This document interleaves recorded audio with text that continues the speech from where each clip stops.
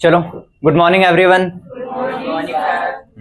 चलो, तो नया चैप्टर स्टार्ट कर रहे हैं, इलेक्ट्रोकेमिस्ट्री। क्लास 12th का चैप्टर है। और देखो, कोई चैप्टर से तुम लोग ये नहीं बोल सकते हो कि इससे ज्यादा क्वेश्चन आते कम। एक क्वेश्चन तो आएगा ऑलमोस्ट हर चैप्टर से। अब दूसरा क्वेश्चन आ भी सकता है, नहीं भी आ सकता है, वेरी करता है हर साल। कभी आ जाता है, कभी नहीं आता है, ये वाली चीज रहती है। लेकिन एक क्वेश्चन तो आती ही है, ठीक है। या फिर मान के चलो आसपास 2 क्वेश्चन के आसपास, क्योंकि चैप्टर थोड़ा सा 2-3 पार्ट में है, तो 2 क्वेश्चन आने के चांस रहते हैं, ठीक है। तो पढ़ना अपने को पूरा है। चलो बेटा, बातें नहीं इधर। इलेक्ट्रोकेमिस्ट्री, इसमें जो मतलब चैप्टर्स को अपने को टॉपिक बाय टॉपिक पढ़ना है, वो कंटेंट्स मैंने लिख दिए हैं। कंटेंट एक बार रीड करके बता देता हूँ, ठीक है। चलो, सबसे पहले इंट्रोडक्शन है। इसके इंट्रोडक्शन में ज्यादा कोई चीज है नहीं, क्योंकि इसका इंट्रोडक्शन किस चीज से भरा हुआ है, ऑक्सीडेशन रिडक्शन, या फिर बोलूँ रेडॉक्स वाले चैप्टर से। कि इसके इंट्रोडक्शन में यही आना चाहिए कि ऑक्सीडेशन क्या होता है, रिडक्शन क्या होता है, और oxidation number, reducing number, oxidising agent, reducing agent, ये सब इसका इंट्रोडक्शन या बेसिक्स में आना चाहिए। तो इसके इंट्रोडक्शन में ऑलमोस्ट तुमको रेडॉक्स चैप्टर आना चाहिए। अगर रेडॉक्स अच्छे से आता है तो यहाँ पे इतनी दिक्कत नहीं होगी। मतलब रेडॉक्स के बेसिक कॉन्सेप्ट कि ऑक्सीडाइजिंग क्या होता है, रिड्यूसिंग क्या होता है, कुछ नंबर लिखा है तो किसका ज़्यादा पावर है, तो कौन ज़्यादा ऑक्सीडाइजिंग, कौन ज़्यादा रिड्यूसिंग, ये सारी चीज़ें, ठीक है।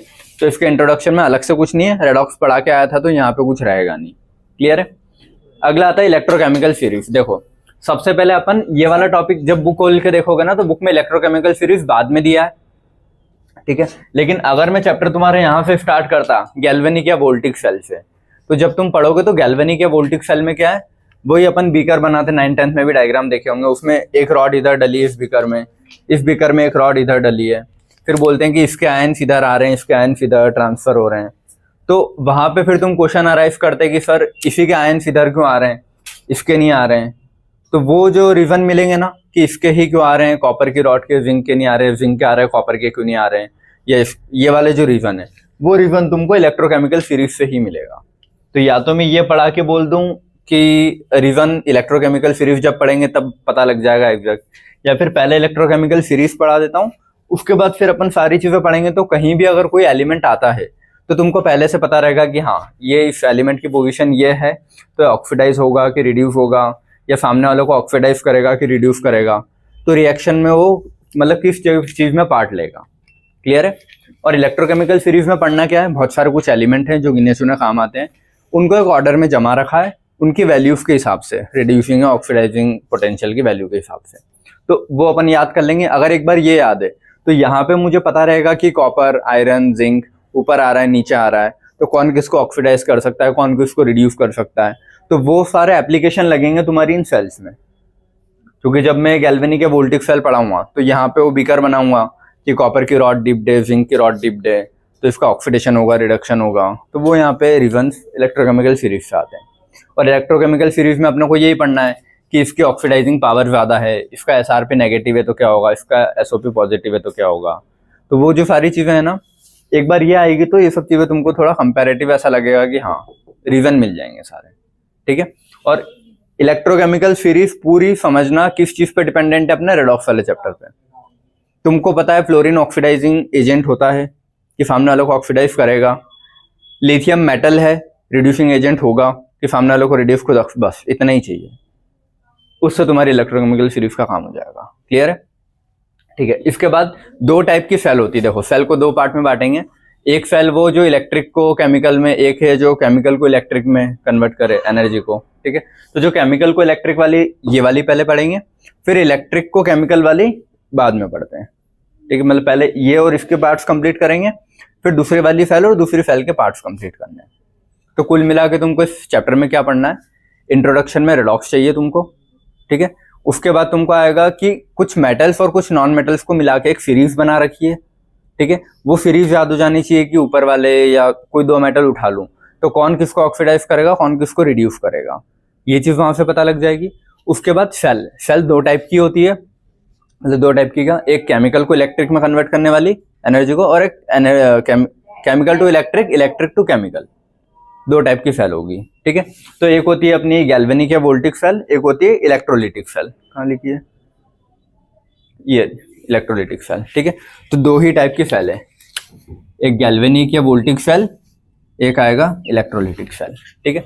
तो जो गैल्वेनिक या वोल्टिक सेल है ना, उसके फिर कुछ ये पार्ट्स उसी के हैं। तो कुल मिला के इस चैप्टर में यही है, पहले इलेक्ट्रोकेमिकल फ्री याद हो जाना चाहिए। सेल के दो टाइप है, गैल्वेनिक या वोल्टिक, और सेकंड आता है अपना इलेक्ट्रोलाइटिक वाला। तो इसके कुछ पार्ट्स पढ़ने पहले, वो खत्म करेंगे। उसके बाद ये सेल उठाएंगे, इसके कुछ पार्ट्स पढ़ेंगे, ये खत्म। बस चैप्टर इतना ही है, समझ गए। तो गैल्वेनिक या वोल्टिक सेल में फिर तुमको सेल रिप्रेजेंटेशन आना चाहिए कि सेल को लिखते कैसे हैं, कि किस पे ऑक्सीडेशन रिडक्शन, वो सब आएगा। हाफ सेल किसको बोलते हैं, बहुत छोटी छोटी चीजें हैं ये, ठीक है। हाफ सेल किसको बोलते हैं, फुल सेल किसको, इलेक्ट्रोलाइट्स क्या होते हैं, सॉल्ट ब्रिज, वो सब चीजें यहाँ आएगी। सेल पोटेंशियल क्या होता है, यहीं से तुम टोटल सेल पोटेंशियल E0 निकालना सीखोगे, ठीक है, स्टैंडर्ड सेल पोटेंशियल। तो वो वाली चीजें यहाँ पे आएगी तुम्हारी E0 वाली। क्लियर है कि E0 में FRP SOP लगेगा तो वो तुम्हारा इलेक्ट्रोकेमिकल सीरीज से मैच हो जाएगा, ठीक है। E0 = FRP SOP वाला। तो ये तुम्हारी गैल्वेनिक सेल सीखोगे पहले तुम यहाँ से, ठीक है। उसके बाद गैल्वेनिक सेल के जैसे ही एक और दूसरा टाइप का सेल है रेफरेंस इलेक्ट्रोड। इसमें हाइड्रोजन को एज ए इलेक्ट्रोड लेके यूज करता है वो, ठीक है। तो रेफरेंस इलेक्ट्रोड, ये शी नाम लिखते हैं इसका, स्टैंडर्ड हाइड्रोजन इलेक्ट्रोड, ठीक है। कि हाँ, ये स्टैंडर्ड हाइड्रोजन नाम लिख लेना ना, इलेक्ट्रोड शी। इससे भी चांस होते हैं क्वेश्चन आ जाए तो आ जाए, वरना एक ये रेफरेंस इलेक्ट्रोड यूज करते हैं। जैसे एक होता है ना, किसी भी चीज का अपन बोलते हैं कि जैसे मैंने बोला कि किसी की हाइट ज्यादा है तो किसी से कंपेयर करके बताता हूँ ना। तो मैंने बोला कि लिथियम का अगर बोल रहा हूँ कि -3 वैल्यू है SRP की, तो वो -3 जो है वो किससे रेस्पेक्ट में बोलूंगा ना, 0 से कंपेयर कर रहा हूँ ना -3। तो FHE को 0 लेके चलते हैं, तब उसके कंपेयर में अपन फिर सारी वैल्यूज को देख सकते हैं। किसी एक को फिक्स करना पड़ेगा, उसके रेस्पेक्ट में मैं सारी चीजें देखता हूँ। तो वो स्टैंडर्ड हाइड्रोजन इसीलिए पढ़ना जरूरी है कि ये पढ़ते हैं तो इसके कंपेयर में फिर सारी वैल्यूज अपन बता सकते हैं, ठीक है। तो पहले नॉर्मल गैल्वेनिक सेल पढ़ेंगे, उससे रिलेटेड रेफरेंस इलेक्ट्रोड बोलते हैं, स्टैंडर्ड हाइड्रोजन इलेक्ट्रोड पढ़ना है। फिर आता है, इनसे रिलेटेड आता है नर्नफ्ट इक्वेशन, ठीक है, ये पढ़ना है। ये इसी का पार्ट है, नर्फ्ट इक्वेशन बोला, नर्नफ्ट इक्वेशन। ये तीन जो है पार्ट अपने, ये तीनों सेम है, ठीक है। यहाँ पे हो जाएगा तुम्हारा खत्म गैल्वेनिक सेल, ठीक है। गैल्वेनिक सेल यहाँ पे एंड हो। उसके बाद आएगा इलेक्ट्रोलिसिस या इलेक्ट्रोलिटिक सेल। इलेक्ट्रोलिटिक सेल में फिर वो वाटर की बहुत सारी रिएक्शन आती है, NaCl से water, molten NaCl, liquid NaCl, ये वो बहुत सारी, ठीक है। 5, 6, 7, 8 टाइप की रिएक्शन आएगी इसमें। तो इलेक्ट्रोलिसिस या इलेक्ट्रोलिटिक सेल वाला पोर्शन आएगा, उसी का फिर कंटिन्यूड पार्ट बोलो या अलग पार्ट बोलो, ठीक है। ये एक अलग ही मान के चलो इसको, या फिर साथ में बोल सकता हूं मैं, ठीक है। कंडक्टेंस, रेजिस्टेंस, फिर इसके बहुत सारे दूसरे पार्ट भी आएंगे साथ साथ में, ठीक है। तो इलेक्ट्रोलिटिक कंडक्टेंस से रिलेटेड भी क्वेश्चन बहुत सारे आते हैं, रेजिस्टेंस, कंडक्टेंस, मोलर कंडक्टेंस, ये वाले चीजें, ठीक है। तो इसमें 4-5 अलग अलग छोटे छोटे टॉपिक रहते हैं, वो पढ़ने रहते हैं। उसके बाद आएगा कॉलरशस लॉ, ठीक है। ये इनके साथ ही आएगी चीजें, इलेक्ट्रोलिटिक कंडक्टेंस के साथ ही आएगी कॉलरशस लॉ। उसके बाद आएगा फैराडेस लॉ, ये 2 लॉ आते हैं। और सबसे आखिरी में आता है बैटरी, प्राइमरी सेकेंडरी 2 टाइप की होती है। और आखिरी में आएगा कोरोजन। समझ गए चीज, ठीक है। हाँ, बैटरीज लिखना हो तो लिख लेना, प्राइमरी और सेकेंडरी 2 टाइप की बैटरी होती है। क्लियर है क्या क्या पढ़ना है इस चैप्टर में, ठीक है। तो स्टार्टिंग से इलेक्ट्रोकेमिकल सीरीज से स्टार्ट करें अपन। देखो अब है ना, चलो इलेक्ट्रोकेमिस्ट्री स्टार्ट कर रहे हैं। इंट्रो में क्या पढ़ना है एक बार, ताकि तुमको ब्रीफ में आइडिया लग जाए, क्योंकि पता है इलेक्ट्रोकेमिस्ट्री खत्म हो जाएगा और आखिर तक यही चलता रहेगा कि ये गैल्वेनिक क्या है और इलेक्ट्रोकेमिकल क्या है, ये समझ में नहीं आएगा लास्ट तक, ठीक है। तो पहले अपन यही देख लेते हैं कि इन दो में मेन फर्क क्या होता है, ठीक है। चलो, तो ये एक बहुत शॉर्ट उसमें मैंने बना दिया है कि पूरे चैप्टर आखिरी तक मतलब किस डायरेक्शन में और कैसे जाएगा, ठीक है। इलेक्ट्रोकेमिस्ट्री में पढ़ेंगे, देखो इलेक्ट्रोकेमिस्ट्री में 2 चीज आ रहे हैं ना, इलेक्ट्रोकेमिस्ट्री तो केमिकल आएगा और इलेक्ट्रिसिटी आएगा। अब केमिकल से इलेक्ट्रिसिटी आ रही है, इलेक्ट्रिसिटी से केमिकल, ये मिक्सचर कुछ कुछ रिलेट कर रहा है इस चैप्टर में। वर्ड से थोड़ा क्लियर हो रहा है ना। इलेक्ट्रो मतलब इलेक्ट्रिसिटी, केमिकल या इलेक्ट्रोकेमिस्ट्री का केमिकल आएगा, और इलेक्ट्रो तो इलेक्ट्रोकेमिस्ट्री, केमिस्ट्री, इलेक्ट्रो, समझ गए। तो यही कंफ्यूजन चलता रहेगा आखिरी तक, ठीक है। तो उस चीज को ध्यान रखना है ना। तो इलेक्ट्रोकेमिस्ट्री में क्लियर है ये वर्ड से, इलेक्ट्रिसिटी और केमिकल। अब कौन किस में कन्वर्ट हो रहा है उसके बेसिस पे अपन ने इसको 2 पार्ट में बांट दिया है, एक है केमिकल एनर्जी वाला, एक है इलेक्ट्रिकल एनर्जी वाला, ठीक है। तो यहाँ पे तुम लोग बांटोगे इसको, ये इलेक्ट्रिसिटी वाला पोर्शन है, ये केमिकल वाला है।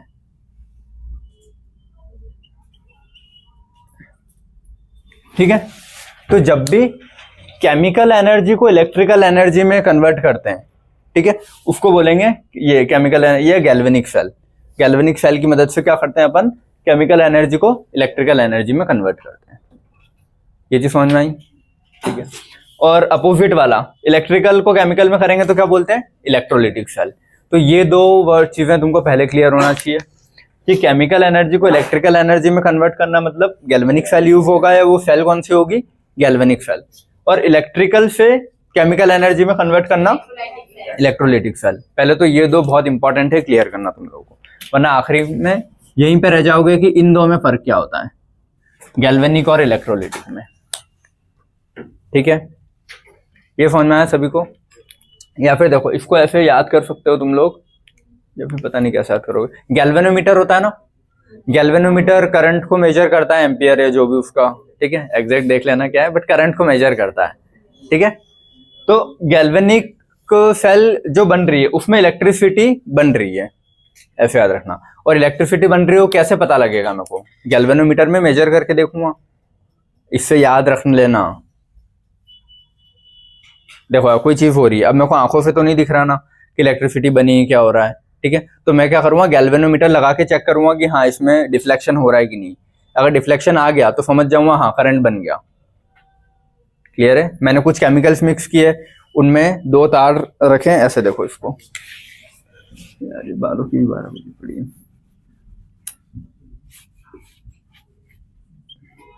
ये गैल्वेनोमीटर लगा दिया मैंने, यहाँ कुछ केमिकल्स मिक्स कर रखे थे। ठीक है, अब वो केमिकल मिक्स करने की वजह से क्या इलेक्ट्रिसिटी प्रोड्यूस हो रही कि नहीं हो रही है, ये अगर मेरे को देखना है तो गैल्वेनोमीटर में डिफ्लेक्शन शो होगा ना, कि एक वायर इसमें डाला एक इसमें रखा, और फिर देख लूंगा कि हाँ अगर गैल्वेनोमीटर की डंडी थोड़ी भी ऐसे ऐसे हुई तो समझ जाऊंगा हाँ करंट प्रोड्यूस हो गया, अगर नहीं हुआ तो करंट प्रोड्यूस नहीं हो रहा है। तो इसमें मैंने कुछ दो केमिकल डाले थे, एक ZnSO4 और ZN, ऐसे वो अभी करोगे तो समझ में आ जाएगा। ठीक है, तो इसमें जो दो केमिकल डालने की वजह से डिफ्लेक्शन आया है, तो केमिकल एनर्जी की वजह से क्या बन रहा है, इलेक्ट्रिकल एनर्जी।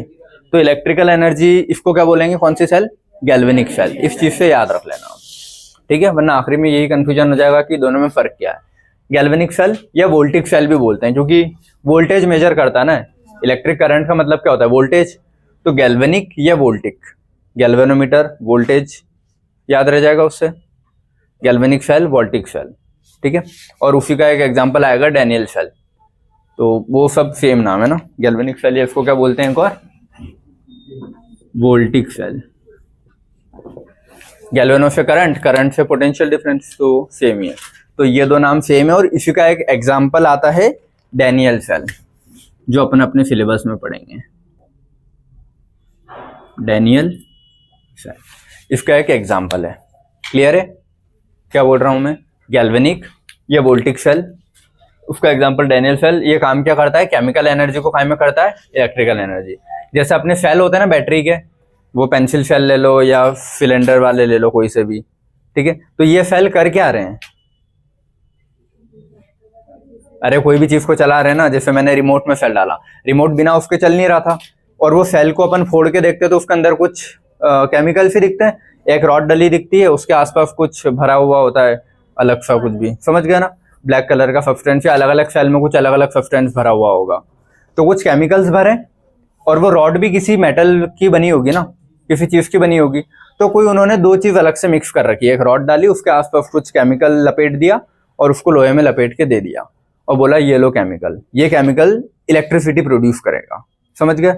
तो केमिकल एनर्जी से क्या बन रहा है, जैसे उसमें रिमोट में डाला, सर्किट कंप्लीट हुआ तो इलेक्ट्रिसिटी चले, और फिर वो रिमोट या कोई भी जो भी अपना इंस्ट्रूमेंट होगा वो चलेगा। समझ गए ना? तो जो अपनी नॉर्मल सेल है जो भी अपने डेली लाइफ में यूज हो रही है, ये क्या है अपना गैल्वेनिक या वोल्टिक सेल। समझ गए? और इसका एग्जांपल समझ गए ना, उसके अंदर केमिकल रहते हैं, केमिकल से क्या बन रहा है, इलेक्ट्रिसिटी। तो केमिकल से इलेक्ट्रिसिटी बने तो उसको बोलते हैं ये वाले सेल। ठीक है, अब ये इलेक्ट्रोलिटिक सेल में क्या होता है, इलेक्ट्रिकल से केमिकल चीजें बनती है, ऐसा मतलब जैसे प्यूरिफिकेशन में ये चीजें काम आती है मोस्ट ऑफ द टाइम, कि तुमको कोई जैसे अपन ओर लेके आए, तो वो चैप्टर तो अब हट गया है, बट मेटलर्जी में बहुत बार होता है ना कि अपन ने मिट्टी बहुत सारी लेके आ गए, अब बोल रहा हूँ कि इस मिट्टी में कोई बहुत इंपॉर्टेंट मेटल है, उसको कैसे एक्सट्रैक्ट करूँ, तो उसकी कुछ पहले रिफाइनिंग की प्रोसेस होगी ये वो। बट एक ये चीज पढ़ते थे तुम, इलेक्ट्रो रिफाइनिंग। देखो एक तो है कि मिट्टी को मैंने पानी में घोला, मिट्टी अलग हो गई, लेकिन कुछ चीजें ऐसी होगी ना जो उस मेटल से एकदम जुड़ी हुई होगी, उसको अलग करने के लिए रिफाइनिंग, मतलब नॉर्मल रिफाइनिंग मतलब छानना, ये फिजिकल रिफाइनिंग हो गई, समझ गए कि छन गया तो मिट्टी अलग, ये अलग, या बड़े पार्टिकल अलग, छोटे पार्टिकल अलग, ये हो गया नॉर्मल फिजिकल रिफाइनिंग।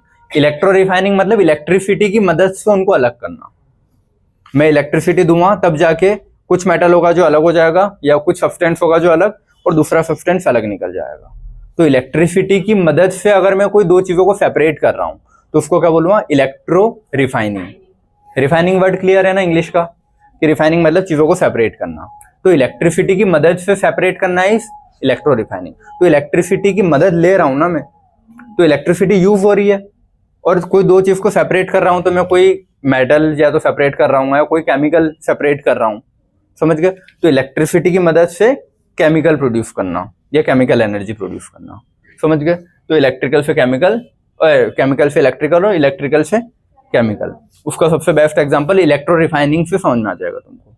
ये कोई बैटरी नहीं है, है ना। इलेक्ट्रोलिटिक सेल कोई ऐसा नहीं है कि तुम जेब में लेके घूमो, समझ गए। फैक्ट्री में एक सेटअप है जो लगा हुआ है। इलेक्ट्रो रिफाइनिंग ये थोड़ी कि मैं यहाँ पे इलेक्ट्रो रिफाइनिंग करने लगूँ। फैक्ट्री में एक बहुत बड़ा सेटअप होगा जहाँ बहुत सारी इलेक्ट्रिसिटी आ रही है, और उनके सेटअप में, और वहां पे वो जो भी चीज डाल रहे हैं उस इलेक्ट्रिसिटी की मदद से वो चीजें सेपरेट हो रही है। क्लियर है। लेकिन ये वाली सेल कैसी जो जेब में लेके घूम सकते हैं, समझ गए अपने, जो नॉर्मल सेल है। तो ये मेन अपने को इस चैप्टर में पढ़ना है, इसका इतना कुछ काम नहीं है। क्लियर है। और ये वाली चीज खुद से होगी क्या, इलेक्ट्रोलिटिक सेल वाली? खुद से कभी नहीं होगी, कि मैं जब तक मैं इलेक्ट्रिसिटी ना दूं, बटन चालू करके इलेक्ट्रिसिटी ना दूं, तब तक इलेक्ट्रो रिफाइनिंग नहीं होगी। बटन बंद, इलेक्ट्रो रिफाइनिंग बंद, बटन चालू, इलेक्ट्रो रिफाइनिंग चालू। समझ में आता है ये? तो वो कैसे होगी, नॉन स्पॉन्टेनियस में आएगी ना। स्पॉन्टेनियस मतलब जो खुद से हो जाए, नॉन स्पॉन्टेनियस मतलब जिनको अलग से एनर्जी देने की जरूरत पड़े। अगर बाहर एक्सटर्नल फोर्स मैंने कट किया तो वो प्रोसेस भी रुक जाएगी। ठीक है, तो वो कैसे होगी, नॉन स्पॉन्टेनियस। ठीक है, और नॉन स्पॉन्टेनियस के लिए डेल जी अपन पढ़ के आए थे, क्या होता है, स्पॉन्टेनियस के लिए नेगेटिव, नॉन स्पॉन्टेनियस के लिए पॉजिटिव। गिब्स फ्री एनर्जी, उसके रिलेशन सभी यहाँ पे आएंगे। ठीक है, और एग्जैक्टली गिब्स फ्री एनर्जी होती क्या है, वो थर्मोडायनेमिक्स का पार्ट है। क्लियर है। तो इलेक्ट्रोलिटिक सेल कैसे काम करेगी, नॉन स्पॉन्टेनियस, खुद से काम कभी नहीं करेगी, अलग से अपने को इलेक्ट्रिसिटी देनी पड़ेगी तब जाके वो काम करेगी। क्लियर है। ठीक है, तो ये non spontaneous redox reaction, del G positive. ये वाली तो खुद से काम कर सकती है ना, एक बार सेल बन गई उसके बाद मेरे को कोई जरूरत नहीं है ना कि इसको मैं अलग से कुछ स्टिमुलेशन दूं, वो सेल काम करेगी। अब ये चीज समझ में आता है ना, कि कोई मैं मार्केट से सेल खरीद के लेके आया और सीधा रिमोट में लगाना है, तो सेल हमेशा खुद से ही काम कर रही है, उसको कोई अलग से सोर्स की जरूरत नहीं है। उसके अंदर केमिकल्स भर दिए हैं, रिएक्शन हो रही है, जैसे सर्किट कंप्लीट करोगे चालू। तो कुछ अलग से ऐसा इलेक्ट्रिसिटी अलग से कुछ नहीं लग रहा ना, कि ये कट कर दिया तो रुक जाएगी, ये तो ऐसा कुछ। तो ये वाली कैसी, स्पॉन्टेनियस, खुद से हो जाती है, बस वो दो केमिकल साथ में रखो, खुद से रिएक्शन होने लगेगी। तो ये वाली कौन सी हो गई, स्पॉन्टेनियस। और स्पॉन्टेनियस रेडॉक्स रिएक्शन, इसका डेल जी कैसा होता है, स्पॉन्टेनियस का नेगेटिव। ये चीज समझ में आई कि पढ़ना क्या है इस चैप्टर में, दो टाइप की सेल पढ़ना है कुल मिला के। ठीक है, अब स्पॉन्टेनियस प्रोड्यूसेस इलेक्ट्रिक करंट, इसमें इलेक्ट्रिसिटी प्रोड्यूस होगी सेल या बैटरी से। और उस वाले में नॉन स्पॉन्टेनियस में रिक्वायर्ड करंट, उसमें इलेक्ट्रिसिटी लग रही है तब जाके वो काम करेगा। क्लियर है। तो ये वाला पोर्शन क्लियर। अब इसके इधर और उसके उधर कुछ चीजें लिखी, इसका यूज कहाँ है इस वाली सेल का, इलेक्ट्रो रिफाइनिंग और इलेक्ट्रो प्लेटिंग में। इलेक्ट्रो प्लेटिंग मतलब कोटिंग होती है ना, देखो बहुत सारे मेटल्स के ऊपर बोलते हैं परत चढ़ी हुई है या कोटिंग, तो वो जो कोटिंग होती है उसको बोलते हैं इलेक्ट्रो प्लेटिंग। इलेक्ट्रिसिटी की मदद से मैंने उस पर लेयर चढ़ाई है, समझ गए, तो उसको क्या बोलेंगे, इलेक्ट्रो प्लेटिंग। और इलेक्ट्रो रिफाइनिंग मतलब सेपरेट करना कोई चीजों को, तो वहां पे इन दो प्रोसेस में चीज यूज होगी, इलेक्ट्रो रिफाइनिंग और इलेक्ट्रो प्लेटिंग में। इसका यूज कहाँ है, बैटरीज में। कोई सी भी बैटरी ले लो, पेंसिल सेल, गोल वाला सेल, जो भी बैटरीज है उनमें कौन सा, अपना ये वाला गैल्वेनिक सेल। ठीक है, अब हैविंग, अच्छा इसमें जब अभी आगे पढ़ोगे तो सारी चीजें इससे रिलेटेड ही पढ़ रहे हैं अपन। जो अभी इलेक्ट्रोकेमिकल सीरीज पढ़ेंगे एसआरपी की, वो इससे रिलेटेड है, सारी चीजें किससे रिलेटेड है, इसमें ये। क्लियर है। ठीक है, हैविंग स्ट्रेंथ, क्योंकि ये जो बैटरीज है, अब इसमें जैसे अपन अलग अलग सेल लेके आते हैं, ठीक है। तो अलग अलग सेल में अलग अलग मेटल्स यूज होते हैं। वो जो गोल वाली सेल आती है चपटे सेल, ऐसा देखे ना, छोटे से पतले कॉइन जैसे सेल, उसमें रॉड थोड़ी ना डली होती है, ठीक है। रॉड तो वो पेंसिल सेल में डली होती है। तो दोनों में कुछ अलग अलग मेटल यूज हो रहा होगा ना। जैसे रॉड डली है तो वो रॉड कुछ दूसरे मेटल की होगी, उसके आसपास जो चूरा उन्होंने भर रखा है, समझ गए, वो कुछ और दूसरा होगा। और जो पतले वाले सेल आ रहे हैं वो चपटे वाले कॉइन वाले, उनमें कुछ अलग चीज भरी होगी, ठीक है। उनके अभी टाइप्स पढ़ेंगे, आखिर में जो बैटरी लिखा था ना अपन ने, उसमें पढ़ेंगे वो सारी चीजें। बट ये चीज समझ गया ना। तो अलग अलग टाइप की मेटल यूज हो सकती है अलग अलग सेल में। तो वो अलग अलग मेटल में से कौन सी किसके साथ रिएक्ट करती है, कौन सी नहीं करती है, किन दो को अपन साथ में रख सकते हैं मेटल को, उनमें से कौन सी ऑक्सीडाइज कौन सी रिड्यूस, तो वो सारी चीजें जो अलग अलग मेटल के लिए पढ़नी है वो इसमें ही तो काम आ रही है।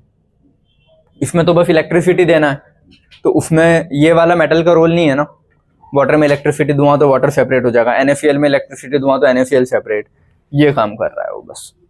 इसमें ऐसा कुछ नहीं है, मतलब इसमें लग रही है सारी मेटल्स। तो इसमें हैविंग स्टैंडर्ड इलेक्ट्रोड पोटेंशियल, हर मेटल का एक वैल्यू फिक्स है कि इस मेटल की इतनी वैल्यू है, इस मेटल की इतनी, इसकी, और वो क्या अपनी इलेक्ट्रोकेमिकल सीरीज है, वो पढ़ेंगे अभी। तो स्टैंडर्ड इलेक्ट्रोड पोटेंशियल हर मेटल का फिक्स है। अब कैलकुलेटेड फ्रॉम SRP, SRP से आता है वो सब देखेंगे। यूज्ड इन नर्नफ्ट इक्वेशन, नर्नफ्ट इक्वेशन इसका यूज अभी आगे पढ़ोगे समझ में आएगा, अभी बस समझ लोगे यहाँ यूज्ड इन नर्नफ्ट इक्वेशन, ठीक है। Relates to del G and K, equilibrium constant के और डेल जी के कुछ रिलेशंस आएंगे, वहां पे इसका यूज है।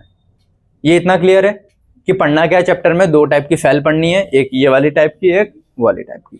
और जितनी भी मेन चीजें अपना FHE, standard hydrogen electrode, electrochemical series, Nernst equation, ये सारी चीजें इस सेल से रिलेटेड है। उस सेल से रिलेटेड सिर्फ ये सेल पढ़ना है और NaCl, वाटर, इनके इलेक्ट्रोलिसिस पढ़ना है। क्लियर है। अब उसी चीज का थोड़ा एक सिंपल रिप्रेजेंटेशन इधर देख लो। सेल दो टाइप की है, वोल्टिक सेल, इलेक्ट्रोकेमिकल सेल, ठीक है। वोल्टिक सेल या गैल्वेनिक सेल बोलते हैं इसको, ठीक है। बैटरीज एग्जाम्पल, फॉर एग्जाम्पल इसका, ठीक है। ये सारी चीजें वही है, बस लिखने का तरीका अलग हो गया, ठीक है।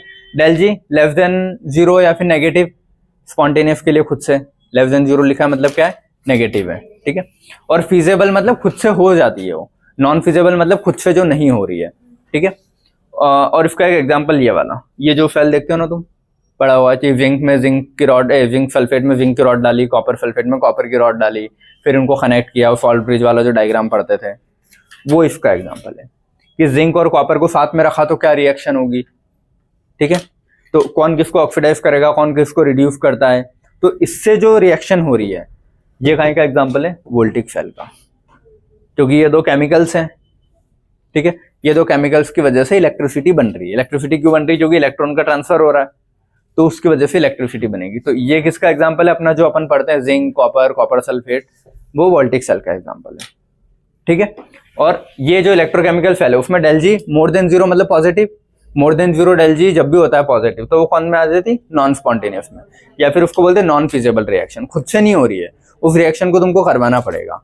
जब तक इलेक्ट्रिसिटी दे रहे हो तब तक ठीक है, इलेक्ट्रिसिटी बंद, रिएक्शन रुक गई।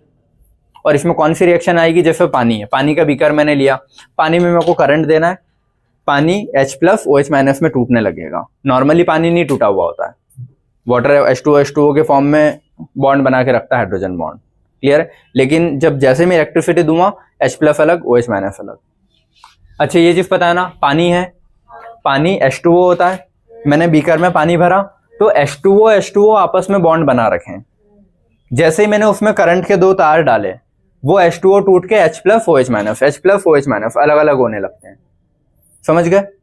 NaCl के फॉर्म में रहेगा जब तक उसको पिघला नहीं देता, मोल्टन में नहीं करूंगा, और मोल्टन होगा 800-900 डिग्री पे। नमक जो है वो देखो, ये तो इस नमक में पानी मॉइस्चराइजर की वजह से करंट प्रोड्यूस करेगा, वरना नॉर्मली पानी इलेक्ट्रिसिटी प्रोड्यूस ऐसे नहीं करेगा जैसे मैंने ये किया। इलेक्ट्रोलिटिक इस केमिकल सेल का बता रहा हूँ ना, जैसे पानी है, ठीक है। मैंने यहां से, ये एक बल्ब है, बल्ब को दो तार से मैंने पानी में जोड़ा, बल्ब चलेगा क्या, नहीं चलेगा। कब चलेगा, जब मैं इस पानी का इलेक्ट्रोलिसिस करूंगा, कि इस पानी में मैंने दो तार डाले, एक इधर से एक इधर से, और तो वो बैटरी से जुड़ा हुआ अपना ना, ये तो ये तार की वजह से पानी का क्या होगा, इलेक्ट्रोलिसिस होगा। पानी टूटेगा H plus OH minus H plus OH minus में। जैसे ये आयन में अलग अलग हुआ, वो आयन की वजह से कंडक्टेंस होगा। नॉर्मली पानी की वजह से करंट प्रोड्यूस हुआ था क्या, कि जब बैटरी नहीं लगाई थी तो पानी अगर करंट प्रोड्यूस करता तो पानी की वजह से बल्ब चल जाना चाहिए था, लेकिन पानी की वजह से बल्ब नहीं चला। बल्ब कब चला, जब अपन ने इस पानी को तोड़ा, H2O को H प्लस OH माइनस में तोड़ा, तब जाके प्रोड्यूस करेगा। नमक डाल दूंगा नहीं चलेगा, नमक में 2 तार डाल दूंगा, तब जाके 2 तार के नमक को गर्म करना पड़ेगा बहुत ज्यादा, ठीक है, कितने 800 डिग्री पे, तब जाके वो हो जाएगा मोल्टन NaCl में कन्वर्ट होता है। मोल्टन NaCl कंडक्ट करेगा इलेक्ट्रिसिटी, नॉर्मल NaCl नहीं करेगा। क्लियर है? तो ये वाली जो सेल होती है ना, वाटर का इलेक्ट्रोलिसिस, NaCl को मोल्टन, ये वाले केसेस तुमको पढ़ने इसमें, कुछ गिने चुने 7-8 केसेस हैं, बस ये पोर्शन यही खत्म हो जाता है। बाकी पूरा इलेक्ट्रोकेमिस्ट्री चैप्टर अपना इस सेल पे बेस्ड है। समझ गए क्या है? ठीक है, वरना ये चीज आखिरी तक बच्चों को कंफ्यूजन में रहती है कि दोनों में फर्क क्या है, कि कौन सा किस में आ रहा है। क्लियर है? तो इसमें ये 2 एग्जांपल लिखे हैं, वाटर का इलेक्ट्रोलिसिस करेंगे, तो अब वाटर के इलेक्ट्रोलिसिस में भी फिर अलग अलग टेम्परेचर पे, कि इतने पे इसमें कन्वर्ट होगा, इतने पे इसमें कन्वर्ट होगा। तो ये 2 रिएक्शन लिखना है, NaCl का टूटना और वाटर का टूटना। ये वाली रिएक्शन काय में पढ़ते हैं अपन, उस वाली सेल में। और इस टाइप की जो रिएक्शन है हाफ सेल, ठीक है, फिर हाफ सेल को मिक्स करके फुल सेल वाली, ये काय में पढ़ते हैं, वोल्टिक सेल में। क्लियर है? ठीक है, तो ये जो पोर्शन है ना, अपने को देखो, या तो वो वाला पोर्शन अपन बाद में पढ़ेंगे, पहले चैप्टर का ये वाला मेन पार्ट पढ़ेंगे। अब मैंने ये लिख दिया है, अब इसमें इसका ही ऑक्सीडेशन या रिडक्शन क्यों हो रहा है, समझिए, मतलब जैसे इसका ऑक्सीडेशन हो रहा है, इसका रिडक्शन हो रहा है, तो ऐसे ही क्यों हो रहा है, तो उसके लिए तुमको इलेक्ट्रोकेमिकल सीरीज पढ़ने की जरूरत है। तो इसीलिए इस चीज के लिए अपन पहले इलेक्ट्रोकेमिकल सीरीज पढ़ेंगे, उसके बाद ये वाली सेल पढ़ेंगे बना के, कि इसमें मैंने रॉड डाली तो रॉड का क्या होगा, और जिस सॉल्यूशन में रॉड को डाला है उसका क्या होगा, फिर ऐसी 2 चीजों को जब कनेक्ट करूंगा तो क्या होगा। क्लियर है? किसी को कोई कंफ्यूजन यहाँ पे कि क्यों पढ़ रहे हैं या क्या चलेगा चैप्टर में? अब जो इलेक्ट्रोकेमिकल सीरीज आ रही है, क्यों पढ़ रहे हैं, समझ गए? कुल मिला के चैप्टर यही 2 पार्ट है, या तो ये पढ़ लूं तो इलेक्ट्रोकेमिकल सीरीज की इतनी जरूरत है ही नहीं, कोई काम नहीं है उसमें। ठीक है, इलेक्ट्रोकेमिकल सीरीज का काम इसमें, और यही अपना चैप्टर का मेन पार्ट भी है। ये चीज समझने के लिए मैं पढ़ा रहा हूँ इलेक्ट्रोकेमिकल सीरीज, या ये चीज समझने के लिए बनाई गई है इलेक्ट्रोकेमिकल सीरीज। क्लियर है? तो अब इलेक्ट्रोकेमिकल सीरीज वाला पार्ट समझते हैं। ठीक है, ये रब करूं, ये वाला पोर्शन, बेटा फोटो क्लिक कर लो, इसका रब कर रहा हूँ ना। तो अगली हेडिंग क्या है अपनी, इलेक्ट्रोकेमिकल सीरीज। हेडिंग डाल लेना है ना,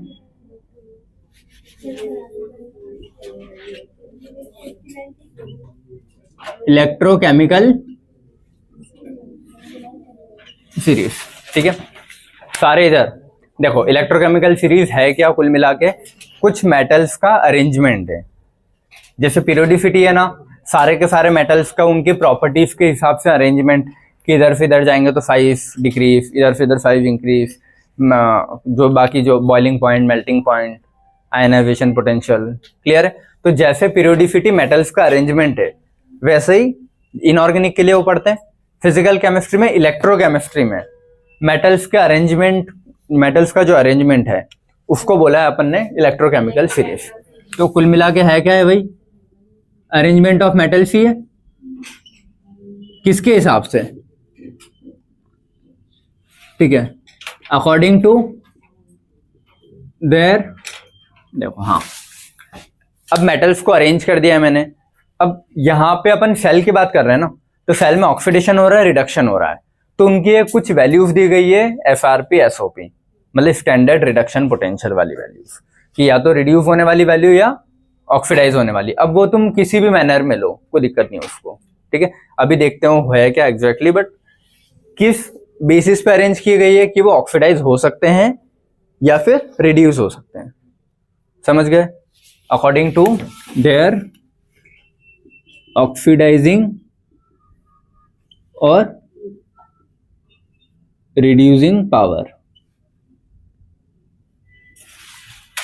समझ गए ना, कि कौन जल्दी ऑक्सीड, 2 मेटल मैंने उठा लिया, अब दोनों में से कौन जल्दी ऑक्सीडाइज हो सकता है या कौन किसको ऑक्सीडाइज कर सकता है, उसके बेसिस पे अपन ने अरेंज कर दिया है। ठीक है, अब देखो इसको एक बहुत शॉर्ट में पहले ब्रीफ में मैं समझा देता हूं, फिर सारे मेटल्स की ट्रिक है वो लिख के और याद करना है। क्लियर है? ठीक है, देखो दो या तीन चीजें तुम लोग याद रखोगे। सबसे ऊपर आता है लिथियम, ठीक है, बीच में आता है हाइड्रोजन, ठीक है, इसके नीचे कुछ 5 मेटल्स आएंगे, यहां पे भी कुछ मेटल्स है ना, इसके नीचे आएंगे नॉन मेटल्स। नॉन मेटल में सबसे नीचे आएगा फ्लोरीन। कुल मिला के तुमको याद क्या रखना है, लिथियम, हाइड्रोजन, फ्लोरीन, बस इनसे भी अपना काम हो जाएगा। लिथियम अच्छा देखो, लिथियम कहाँ आता है पीरियोडिक टेबल में, सबसे पहले ग्रुप में, वो भी सबसे टॉप पे। तो सबसे आसानी से इलेक्ट्रॉन ले सकता है, दे सकता है, दे रहा है इलेक्ट्रॉन, ठीक है, क्योंकि इधर से इधर जाते हैं तो साइज डिक्रीज हो रहा है लिथियम वाली लाइन में, और फ्लोरीन आ जाता है, लिखते हैं ना अपन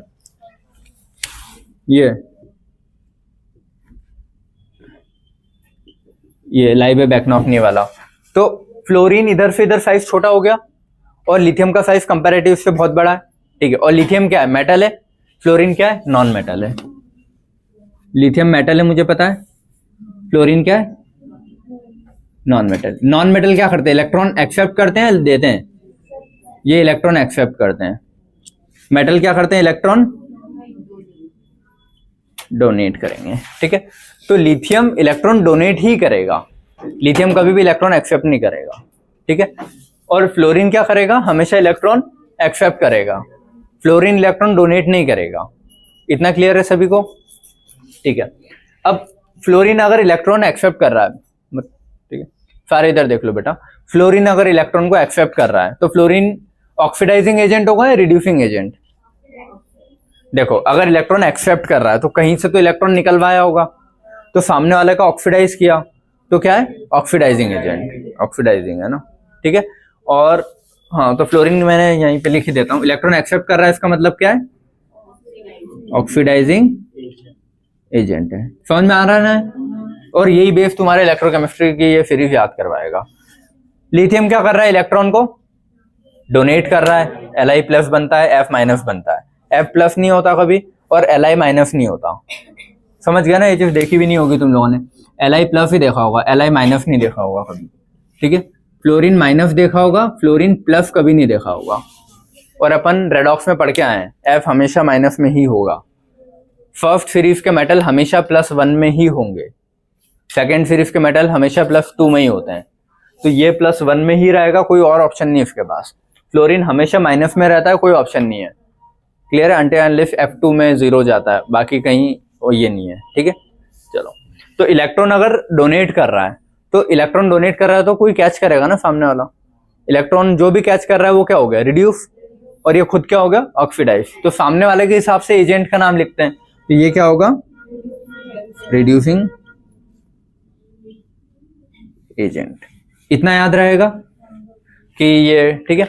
चलो, अब सबसे ऊपर वाला जो है ये लिथियम है, ठीक है, और मुझे पता है कि ये, ठीक है, मेटल में आ रहा है, और ये क्या है, ऑक्सीडाइजिंग एजेंट है, रिड्यूसिंग एजेंट है, रिड्यूसिंग एजेंट है।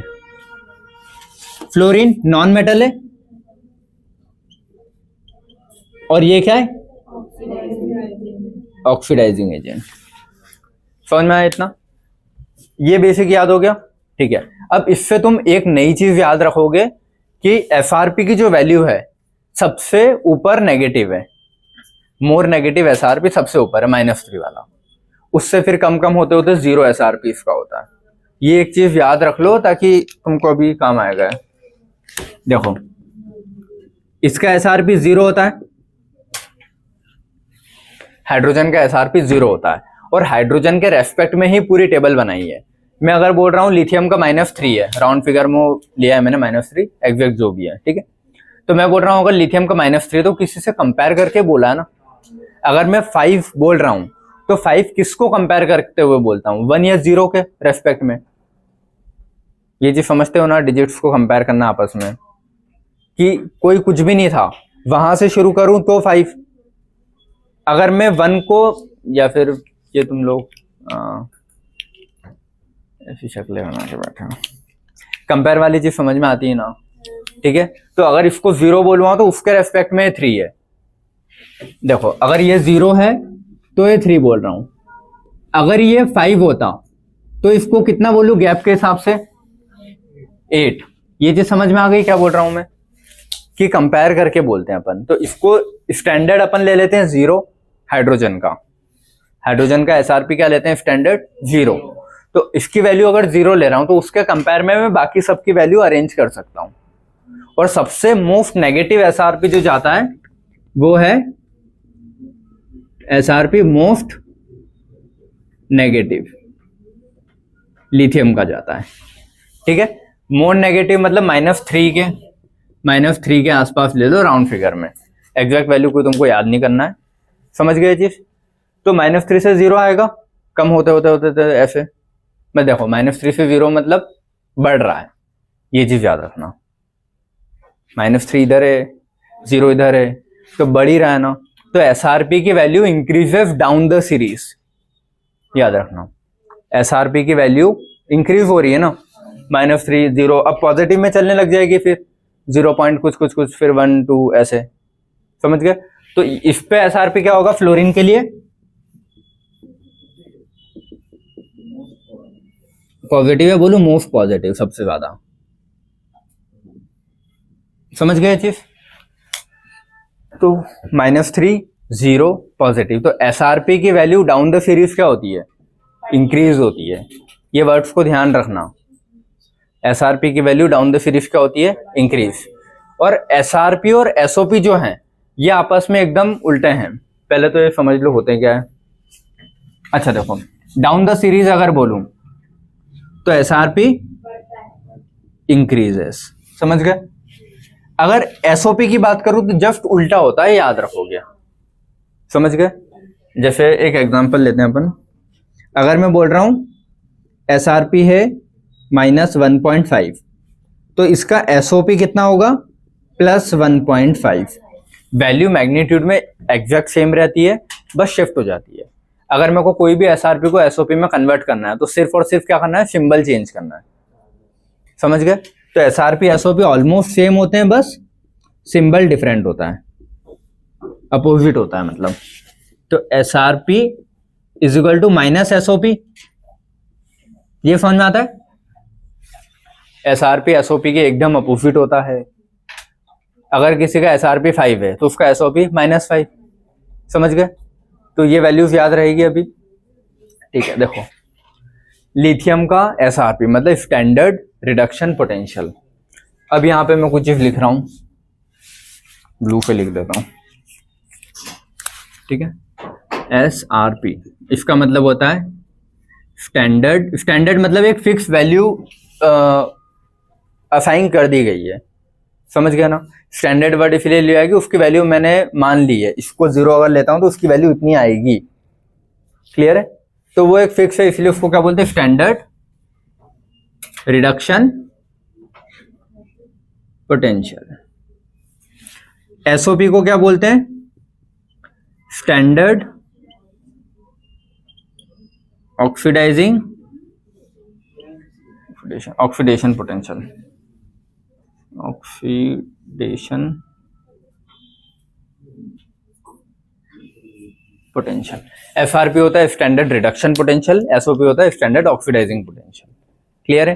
तो अगर किसी की तुम सारे क्वेश्चन कहीं से करोगे एसआरपी को ध्यान में रखते हुए करोगे, ठीक है। कोई भी क्वेश्चन एसआरपी से करना सिंपल रहेगा। किसी की एसओपी की वैल्यू दी है तो मैं कहीं में कन्वर्ट कर लूंगा सिंबल अपोजिट करके एसआरपी में, पहले वो क्वेश्चन आएंगे तो सीख जाओगे, सिंपल क्वेश्चन होते हैं उसके बहुत। बस एक चीज ध्यान रखना होता है कि सब एसआरपी से करोगे तो सिंपल पढ़ेंगे, आधे एसओपी आधे एसआरपी करोगे तो फिर वैल्यूज बहुत ऊपर नीचे हो जाएगी, क्लियर है। SRP standard reduction, SOP standard oxidation potential. अब ये जो स्टैंडर्ड रिडक्शन पोटेंशियल और स्टैंडर्ड ऑक्सीडेशन पोटेंशियल आए हैं, कहां से आए,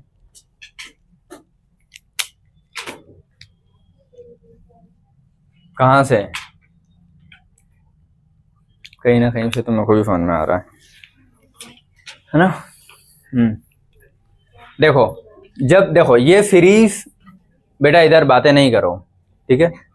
जब अपन वो सेल बनाएंगे ना, बीकर बनाया उसमें एक रॉड रखी, हाँ हाँ, डेनियल सेल, ठीक है। तो वहां पे जब देखोगे, अभी सेल मैंने समझा ही नहीं है इसीलिए मैं प्रॉपर ढंग से बताऊंगा नहीं, लेकिन एक ऐसे देख लो अभी कि मान लो अगर ये रॉड डली है, ठीक है, इसमें इस पे रॉड पे कुछ चार्ज आ रहा है प्लस, सॉल्यूशन में है माइनस चार्ज, तो पोटेंशियल क्या होता है, हमेशा गैप होता है। मैं बोलूं पोटेंशियल वर्ड का मतलब समझते हो ना, गैप, ठीक है। वोल्टेज पोटेंशियल मतलब जितना ज्यादा चार्जेस के बीच में गैप, उतना ज्यादा वोल्टेज, उतना ज्यादा पोटेंशियल डिफरेंस। तो डिफरेंस पोटेंशियल का वर्ड मतलब ही होता है कितनी पावर या कितना गैप। तो यहाँ पे जितना ज्यादा पॉजिटिव और जितना ज्यादा नेगेटिव चार्ज का गैप होगा, या जितना ज्यादा ऐसे अक्यूमुलेट होते जाएंगे, उसका पोटेंशियल उतना ज्यादा है। अब वो रिड्यूस होके गैप आ रहा है तो रिडक्शन पोटेंशियल, ऑक्सीडाइज होके आ रहा होगा तो ऑक्सीडेशन पोटेंशियल, ठीक है। तो ये जो standard reduction potential, standard oxidising potential, ये सब प्रैक्टिकल वैल्यूज हैं, ठीक है। जैसे मैंने लिथियम का मेटल लेके मैंने एक्सपेरिमेंट किया तो उसकी कुछ वैल्यू आएगी हाइड्रोजन के कंपेयर में, ठीक है। तो मैंने वो वैल्यू लिख दी कि इतनी है। फिर बाकी सारे मेटल्स की भी ऐसे ही, आयरन, जिंक, सबकी मैं चेक करूंगा और उनकी कुछ वैल्यूज आएगी, वो मैंने लिख दी है। वो वैल्यूज कहाँ से लिखी है, इस गैप से लिखी है कि कितना पोटेंशियल है। वो रिड्यूस होकर पोटेंशियल होगा तो रिडक्शन पोटेंशियल, ऑक्सीडाइज होके होगा तो ऑक्सीडाइजिंग। और अगर अपोजिट में को मेजर करना है कि किसी का रिड्यूसिंग कितना है, तो उसका ऑक्सीडाइजिंग जस्ट अपोजिट होगा। देखो ये नहीं भी समझ में आया होगा कोई बात नहीं, अपने को जो क्वेश्चन होंगे या जो सॉल्व होंगे वो इससे होंगे। तुमको जैसे ही मैंने बोला electrochemical series, lithium, hydrogen, fluorine, ये तीन चीजें क्लियर हुई। लिथियम मेटल है तो इलेक्ट्रॉन डोनेट करेगा, सामने वाले को इलेक्ट्रॉन दिया तो रिड्यूसिंग एजेंट। फ्लोरीन क्या करेगा, सामने वाले से इलेक्ट्रॉन लेगा, और सबसे अच्छा इलेक्ट्रोनेगेटिव भी है तो इलेक्ट्रॉन लेगा, सामने वाले से इलेक्ट्रॉन निकलवा लिया तो ऑक्सीडाइजिंग एजेंट ये होगा। तो ये ऑक्सीडाइजिंग एजेंट याद रखना, ये रिड्यूसिंग एजेंट याद रखना। ये दो चीज पहले याद रखोगे इलेक्ट्रोकेमिकल सीरीज से। दूसरी चीज क्या याद रखोगे तुम, एसआरपी की वैल्यूज। मोस्ट नेगेटिव कहाँ होती है, टॉप पे, मोस्ट पॉजिटिव कहाँ होती है, नीचे, ठीक है। और ऊपर से नीचे एसआरपी क्या हो रहा है, इंक्रीज, इतना याद रखोगे। अगर यही चीज एसओपी की पूछूं तो एसओपी सबसे ऊपर क्या हो जाएगा, मोस्ट पॉजिटिव, और ये जीरो पे आएगा और फिर नेगेटिव नेगेटिव में होने लग जाएगा, क्योंकि एसआरपी नीचे मोस्ट पॉजिटिव था तो एसओपी क्या हो जाएगा, मोस्ट नेगेटिव। तो दोनों चीजें एक साथ दिमाग में रख के क्वेश्चन करना मुश्किल है, इसीलिए एक ही चीज रखते हैं, एसआरपी से करते हैं, ठीक है। चलो ये वाला पोर्शन मिटा दूं, तो इधर देखना, ठीक है। अगर टेबल में एसआरपी के हिसाब से देखूं, ठीक है,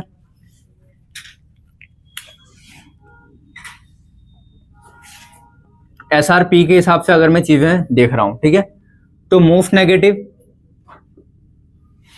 मोस्ट पॉजिटिव, और ऊपर से नीचे एसआरपी क्या होता है, इंक्रीजेस। समझ गया ना, क्योंकि पॉजिटिव वैल्यू है इसलिए इंक्रीजेस।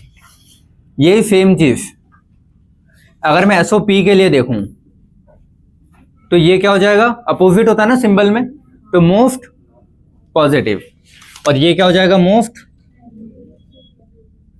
नेगेटिव। इतना क्लियर है, ये मोस्ट नेगेटिव, ये मोस्ट पॉजिटिव। तो ये एसओपी ऊपर से नीचे हो क्या हो रहा है, ऊपर से नीचे नेगेटिव में जा रहा है ना, तो डिक्रीजेस। समझ में आया क्या लिखा है ये। तो अपन क्वेश्चन हमेशा सारे कहीं से करेंगे, एसआरपी से, ताकि कंफ्यूजन ना रहे। कभी एक क्वेश्चन इससे कर रहे हो, एक क्वेश्चन इससे, तो बहुत झमेले आएंगे। सारे क्वेश्चन एसआरपी से करो, आखिरी में एसआरपी पूछ रहा है तो वही वैल्यू है, और एसओपी पूछ रहा है तो सिंबल चेंज कर दो, लेकिन सारे क्वेश्चन एसआरपी से करेंगे, ठीक है। ये समझ में आया क्या लिखा है, एसआरपी एसओपी वाली चीज, ठीक है। और यहाँ पे एक लिखना, SRP is equal to minus of SOP, या फिर SOP is equal to minus of SRP. Example अपन ने लिख ही लिया उधर कि अगर एसआरपी 5, मतलब इतनी वैल्यू है ही नहीं, ये लिमिट ही अपनी ये है, एसआरपी अगर 1.5 है तो एसओपी माइनस 1.5। समझ गया ना, एक पॉजिटिव तो दूसरा नेगेटिव होगा, ठीक है। चलो ये हुआ। अब इनके ऑक्सीडाइजिंग रिड्यूसिंग एजेंट वो तो लिख दिए मैंने, कोई दिक्कत नहीं है, ठीक है। अच्छा देखो, ये दो चीज यहाँ पे नोट कर लेना, एक एसआरपी वाली, एक SOP वाली। ऑक्सीडाइजिंग रिड्यूसिंग वाली यहीं पे नोट कर लिए, ये रिड्यूसिंग एजेंट है और ये वाला ऑक्सीडाइजिंग एजेंट है। ये वाले क्या होंगे? Oxidising agent. ये वाले क्या होंगे? Reducing agent.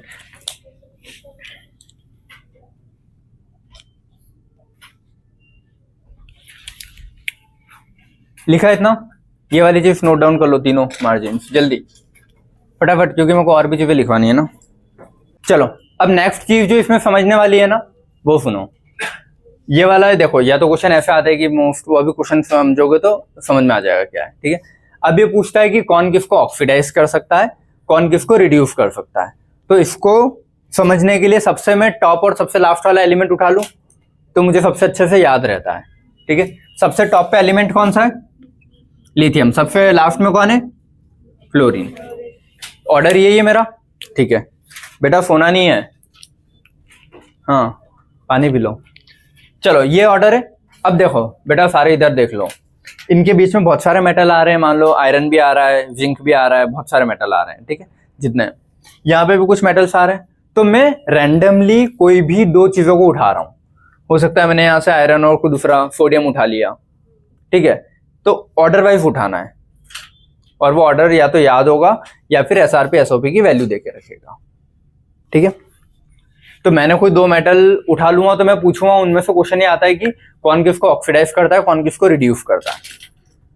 क्लियर है? सारे इधर देख लो बेटा, छापना बाद में कर लेना इधर, हाँ ये नहीं आएगा, यहाँ से क्वेश्चन आते हैं फिर समझ में नहीं आएगा, ठीक है।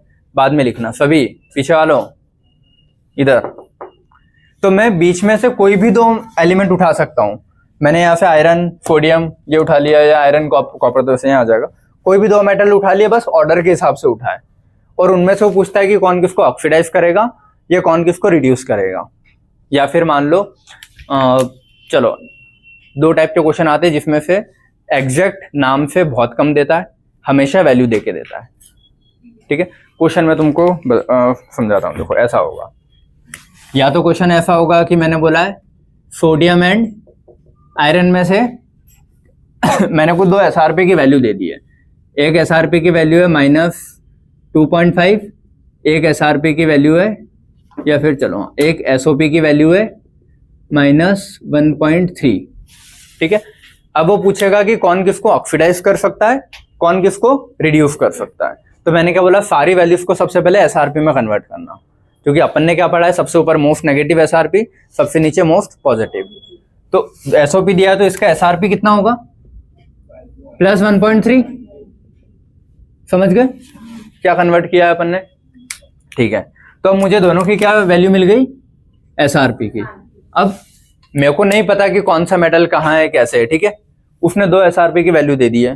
अच्छा रुको, या तो डायरेक्ट दो मेटल देगा या SRP की वैल्यू देगा, दोनों अलग अलग क्वेश्चन है, ठीक है। ऐसा समझ लो पहले, दो SRP की, एक SRP एक SOP की वैल्यू दे दी, दोनों को मैंने काय में कन्वर्ट किया? SRP में। अब मुझे पता है ना कि एक -2.5 है और एक +1.3 है, तो -2.5 वाली ऊपर ही होगी और +2.3 वाली नीचे ही होगी। तो ऊपर वाला -2.5 लिखा और नीचे वाला कौन सा है? +1.3। ये ऐसे ही होगा, ठीक है।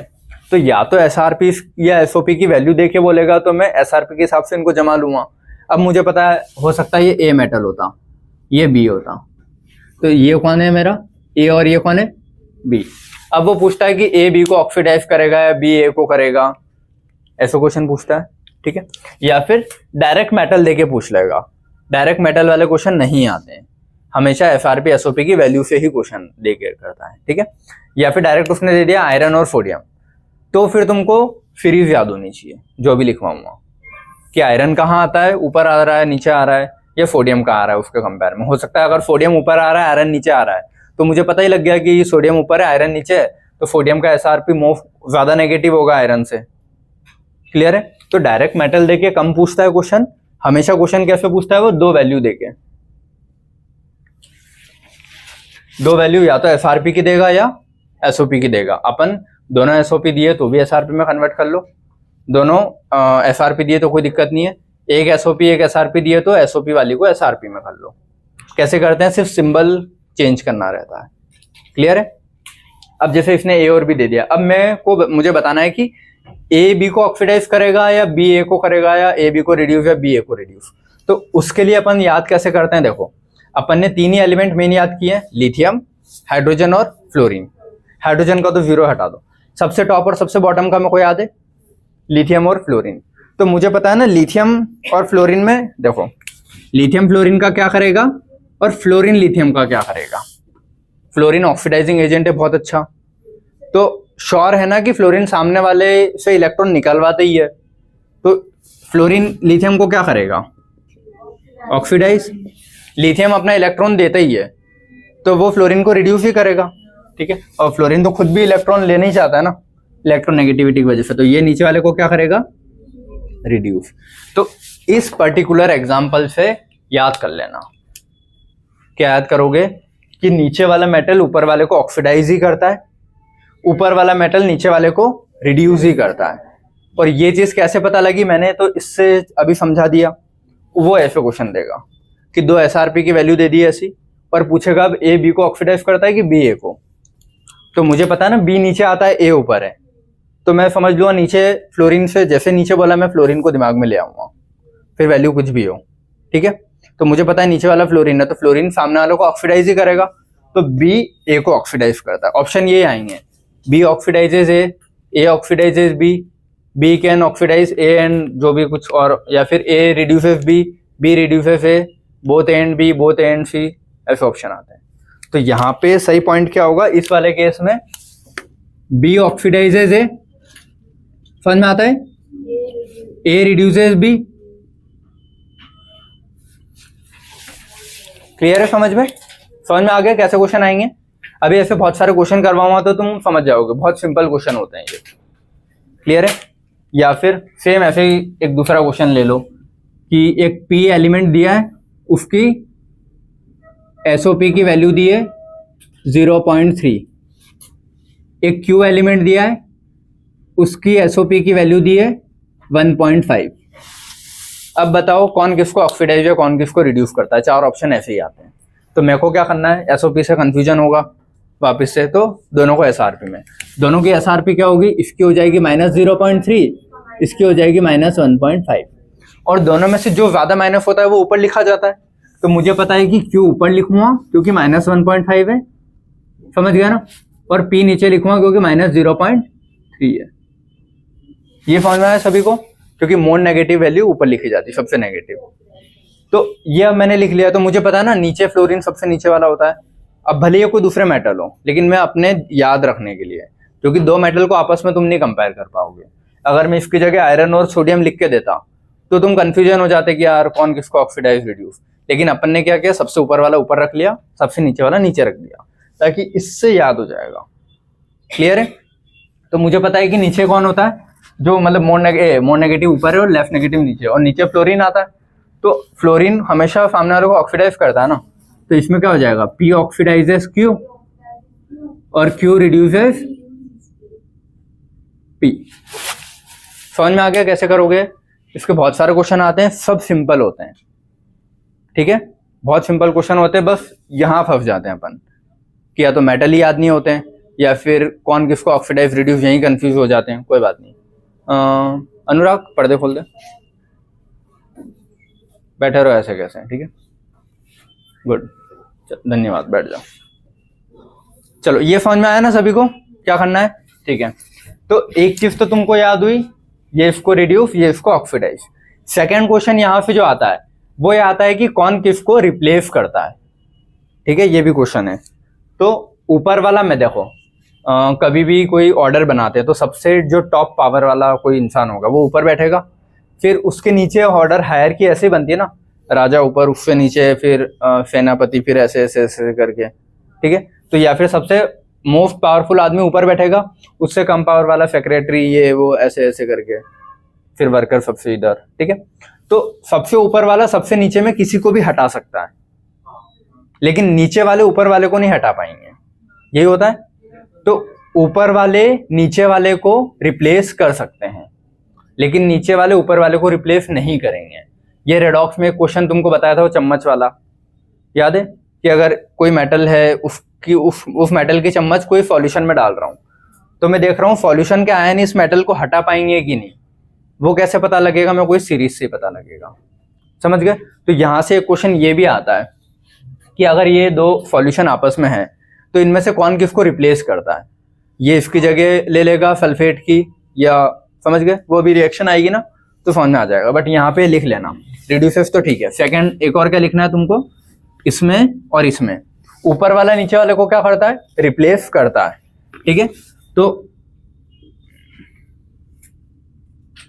ये ऐसा लिख लेना, या फिर पॉइंट लिख सकता हूं कि लिथियम, देखो लिथियम फ्लोरीन का ऐसा कुछ नहीं है, वो दो मेटल का क्वेश्चन आता है। ठीक है, बट यहाँ पे समझने के लिए मैं लिख रहा हूं, समझ गए जिस क्या बोल रहा हूं मैं। या फिर ऐसे लिखूं, ये ऊपर वाला एलिमेंट, ये दिख नहीं रहा होगा ना,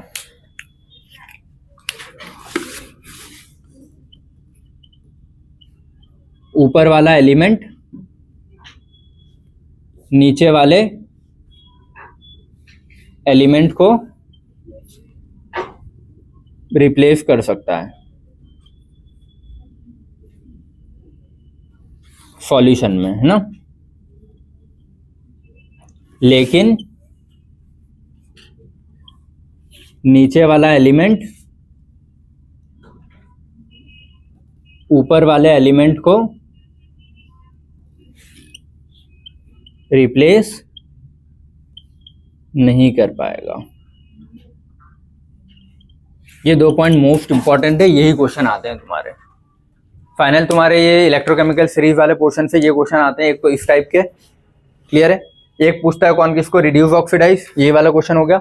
एक पूछता है अगर सॉल्यूशन में दिया है तो कौन किसको रिप्लेस कर पाता है, क्या रिएक्शन सही है कि नहीं है, ये आता है। ठीक है, जैसे फॉर एग्जांपल ये दे दिया मैंने, देखो मैंने लिखा है ए और नीचे लिखा है बी, या फिर पी और क्यू लिखता हूं। ठीक है, पी लिखा है और क्यू लिखा है कि पी ऊपर है और क्यू नीचे है। एक रिएक्शन लिखूं अब मैं रिएक्शन बोल रहा हूं कि, अरे यार पी क्यू तो ठीक है,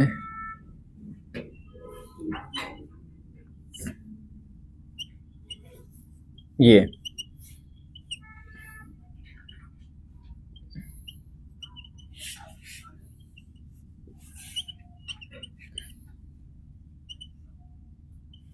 कौन सी रिएक्शन दोनों में से सही है। देखो मैंने ये एसआरपी के हिसाब से जमा है, ठीक है, ये एसआरपी के हिसाब से जमा है ना, ये नेगेटिव है, ये पॉजिटिव बोल देता हूं तुम्हारे लिए बेटर, या लेफ्ट नेगेटिव, क्लियर है, समझ गए ना क्या बोल रहा हूं मैं। एसआरपी के हिसाब से जमा दिया। मैंने क्या बोला, ऊपर वाला नीचे वाले को रिप्लेस कर सकता है अपनी जगह से सॉल्यूशन में।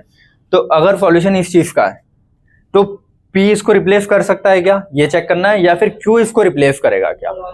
तो ऊपर वाला नीचे वाले को रिप्लेस करता है ना, तो P Q को हटा सकता है Q की जगह से, लेकिन Q कभी भी P को अपनी जगह से नहीं हटा सकता। तो P ने Q को हटाया ना यहाँ पे, तो और P Q की जगह आके बैठ गया और Q को अलग कर दिया, तो क्या ये चीज पॉसिबल है P Q को हटा दे, हाँ समझ गया। लेकिन यहाँ पे Q ने P को हटा के बैठ गया उसकी जगह, तो ये चीज पॉसिबल नहीं ना, Q P को हटा के बैठ जाए। तो फर्स्ट वाली रिएक्शन सही है, सेकंड वाली गलत है। समझ गए क्या है, ये वाली रिएक्शन सही है, ये वाली नहीं।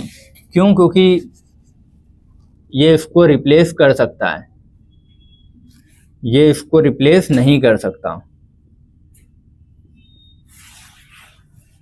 क्लियर है। अब वो PQ के टर्म्स में दे, AB के टर्म्स में दे, कुछ वैल्यू डाल के दे कि पहले वाले की वैल्यू इतनी है, B की वैल्यू इतनी है, तो वैल्यू से कैसे कंपेयर करोगे, SRP से बस, क्योंकि अपने को चीजें SRP से याद रहेगी। SOP से करोगे तो भी आंसर सही जाएंगे, लेकिन फिर SOP में तुमको ये दिमाग में सोचना पड़ेगा कि सबसे ऊपर मोस्ट पॉजिटिव, सबसे नीचे लीस्ट पॉजिटिव, ऐसे सोचना पड़ेगा। तो उससे फिर तुमको बहुत कंफ्यूजन क्रिएट होगा, तो बेटर है SRP से याद रखना। समझ गए क्या बोल रहा हूँ, इतना नोट कर लिया। अब इलेक्ट्रोकेमिकल सीरीज लिखवा देता हूँ, ठीक है। क्वेश्चन डायरेक्टली सीरीज से कभी ऐसे नहीं आते हैं कि तुमको सीरीज ही याद हो तभी क्वेश्चन बने, ठीक है। वो most of the time values दे के रखता है ब्रैकेट में, तो मैं अब इलेक्ट्रोकेमिकल सीरीज पूरी लिखवा देता हूँ आखिरी तक, और फिर उसकी ट्रिक लिखवा देता हूँ कि याद कैसे करना है। बाकी सारी चीजें मैंने इस बोर्ड पे नोट करवा दी है। क्लियर है? ठीक है, गुड। करो नोट, बाद में करना। मुस्कान फोटो क्लिक करो, मैं रब कर रहा हूँ। नहीं 12:30 बज गए, अभी रोहित सर आगे क्लास में बच जाएंगे। देखो इलेक्ट्रोकेमिस्ट्री का ये पोर्शन तो खत्म करो। हाँ वहां से आ जाएगी फोटो से। समझ में आया ना सभी को? कोई ऐसा जिसको ये चैप्टर का स्टार्टिंग नहीं समझ में आया हो?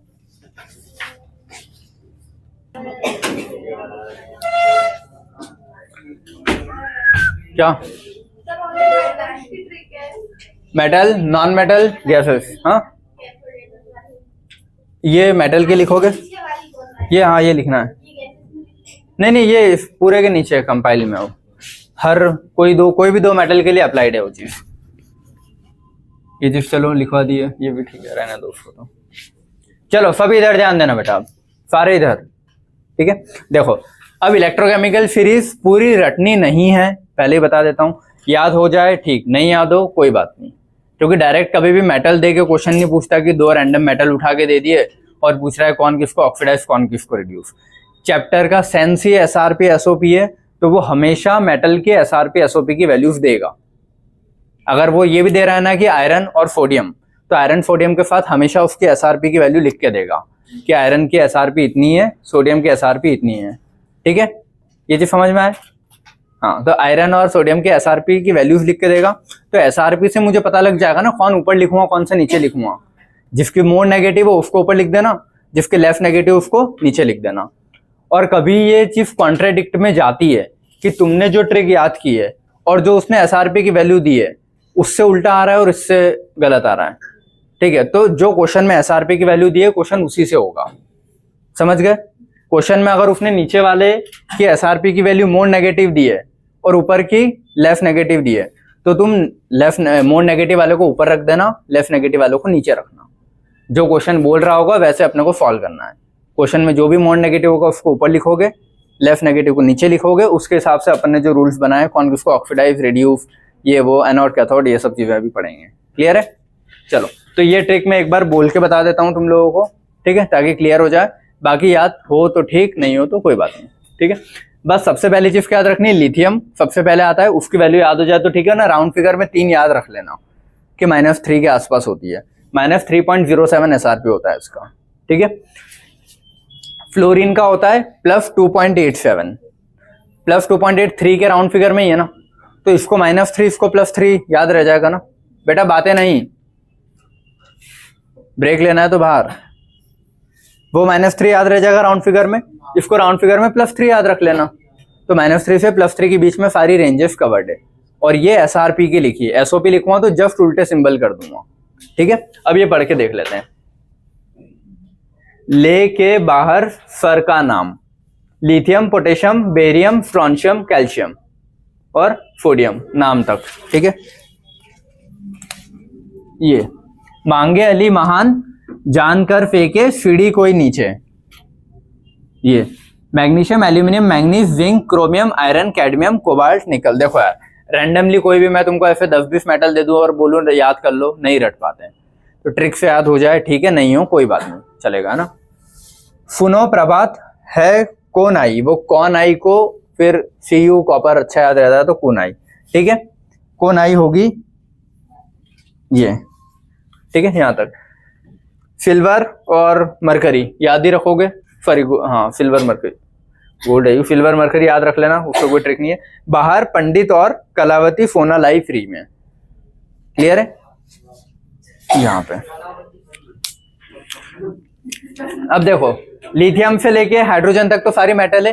हाइड्रोजन का क्या है? 0। हाइड्रोजन के नीचे 5 मेटल्स आती है, कॉपर, मरकरी, सिल्वर, प्लेटिनम और गोल्ड, ये 5 आती है। लेकिन इनके बीच में कुछ कुछ नॉन मेटल की वैल्यूज आ जाती है, तो वो मैंने बीच में एरो करके लिखी है। जैसे आयोडीन है तो उनकी वैल्यू इन दोनों के बीच में आती है, तो पहला आयोडीन यहाँ लिख दिया। फिर मरकरी के 2 पार्ट, एक Hg2+2 होता है और एक Hg+2 ऐसे होता है। एक सिंगल पे +2 है, ये 2 पे मिलके +2 है, तो दोनों की वैल्यूज अलग जाती है थोड़ी। जब रिएक्शन आएगी तब, ठीक है। तो एक मरकरी Hg2+2 वाला यहीं पे है, और Hg प्लस मतलब ये वाला एक पे ही +2 वाला ये कहाँ पे, Ag के नीचे। क्लियर है? तो कॉपर, मरकरी, सिल्वर, Ag, उसके नीचे भी मरकरी आ सकता है, लेकिन कौन सा वाला, +2 वाला, और उसके ऊपर कौन सा आ रहा है, 2+2 वाला। क्लियर है? ठीक है। और ब्रोमीन, आयोडीन यहाँ आ गया तो ब्रोमीन यहाँ, फिर प्लेटिनम, फिर ऑक्सीजन यहाँ, क्लोरीन और फ्लोरीन। देखो फ्लोरीन, क्लोरीन, ब्रोमीन, आयोडीन होता है ना, तो फ्लोरीन, क्लोरीन, ब्रोमीन, आयोडीन, या फिर याद रहेगा, ठीक है। ये कुछ नॉन मेटल्स लिखे हैं उनके चार्जेस के साथ, याद कर लेना, मतलब एनायंस लिखे हैं कुछ, और ये गैसियस स्टेट में फ्लोरीन, क्लोरीन, ब्रोमीन, आयोडीन। तो मेटल्स को ऐसे लिख लेना, नॉन मेटल्स को नीचे से ऐसे लिख लेना, fluorine, chlorine, bromine, iodine. Metals को लिथियम से ऐसे लिख लेना, कुछ आधे अधूरे याद रहेंगे, ठीक है। बट ये चार तो लिख ही सकते हैं ना लाइन से, और इनमें से नहीं याद रहे चलेगा, बट जो टिक किए हैं वो कोशिश कर लेना कि ऑर्डर में याद कर लो। कि अगर तुमसे पूछे आयरन और कोबाल्ट में कौन ऊपर आता है, तो आयरन ऊपर, कोबाल्ट नीचे, सोडियम ऊपर आता है, फिर एल्यूमिनियम, ऐसे कुछ याद कर लेना। समझ गए सभी? ठीक है। अब ये अपन ने पढ़ लिया ना, नीचे वाला रिड्यूस होगा, ऊपर वाला ऑक्सीडाइज होता है। ऊपर वाला मेटल है तो ऑक्सीडाइज होगा, सबसे नीचे नॉन मेटल फ्लोरीन आ रहा तो रिड्यूस ही होगा। तो नीचे वाला रिड्यूस होगा, ऊपर वाला ऑक्सीडाइज होगा, इतना तो पता है। लेकिन जब ये सेल पढ़ोगे तो इसमें कहाँ ऑक्सीडाइज हो रहा है, कहाँ रिड्यूस हो रहा है, वो याद करना है। वो चीजें एक बार सेल में अच्छे से समझा दूंगा, बट अभी यहाँ पे लिख के एक रट लो कि रिड्यूस कहाँ पे होगा, कैथोड पे, और ऑक्सीडाइज कहाँ होगा, एनोड पे। समझ गए चीज? तो ये 2 पॉइंट और एक याद कर लेना कि रिडक्शन होगा कैथोड पे, ऑक्सीडेशन होगा एनोड पे, ठीक है। चीजें क्लियर है? और यहाँ पे वो एनायन, एनोड, कैथोड, वो सारी चीजें अपन सेल वाले पोर्शन में लिख लेंगे, वरना यहाँ करूँगा फिर एक्सटेंड होगी।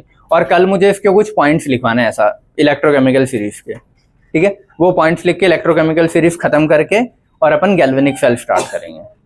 क्लियर? चलो, तो ये वाली क्लास यहीं पे एंड कर रहा हूँ। आज जितना पढ़ाया कल एक बार रीड करके आना, या फिर क्लास स्टार्ट होने के पहले जो 5-10 मिनट मिलते हैं उसमें कॉपी खोल के रीड कर लेना। बट एक बार पढ़ के आओगे तभी आगे का समझ में आएगा, वरना फिर बहुत सारा इकट्ठा हो जाएगा और कुछ समझ में नहीं आना। क्लियर? चलो ठीक है, थैंक यू सो मच।